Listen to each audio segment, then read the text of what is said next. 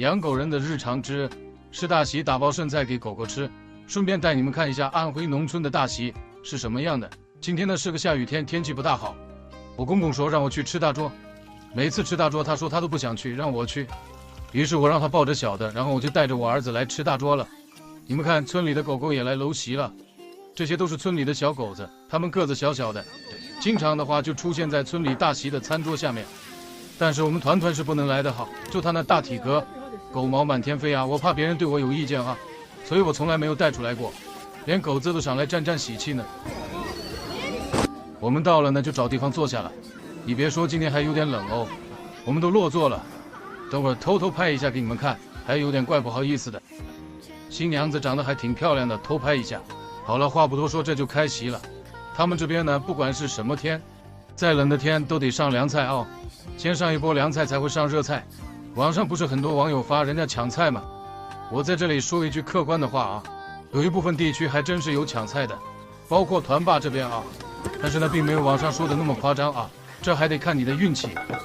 中途偷摸给小狗丢点吃的。为什么说要看运气呢？那就是有时候你跟一群大妈坐在一起的话，他们还真的存在有一部分人他会抢菜的习惯。如果你跟男的或者小孩呀或者年轻人坐一起的话，这就完全不存在啊。而且我已经习惯了，入乡随俗嘛。我呢之前吃过亏啊，所以我现在学会了。假如跟我坐在一起的人抢菜的话，那我也抢。首先你脸皮要厚，不要不好意思，吃饱了再说，对不对？那别人都抢，你不抢的话，你就饿着肚子。假如跟你坐在一起的人比较有素质，那就没必要抢了。今天这桌的战斗力，怎么说呢，就是一半一半吧。所以我也疯狂的刀菜。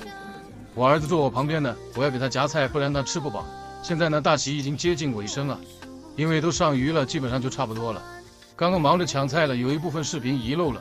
现在呢，这个滚蛋汤上了，这就接近尾声了。然后我就打包了这么些，都是别人吃完了再打包啊。由于我公公帮我抱孩子呢，我猜想他应该是还没有吃饭的，所以我这里面有一袋是干净的，让我公公先吃，吃剩了再给团团他们喂。另一袋呢是脏的，就是别人可能吃剩的在吊桌上的，我也捡起来了，就先给他们喂。走，蹦蹦跳跳的，团团，你最可爱了，团团，是不是？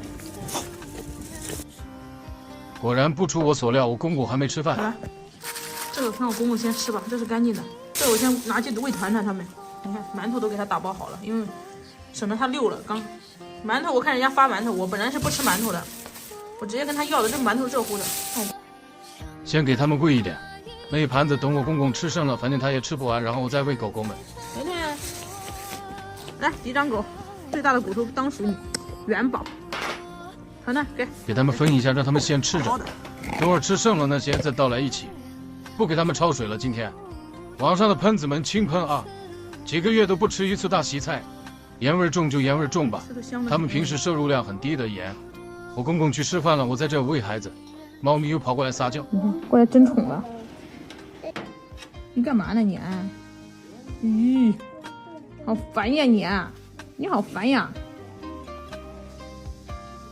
我摸狗也要过来争宠，我带小孩也要过来争宠，你想干嘛？好了，我们今天这期视频就剪到这吧，下期见哦。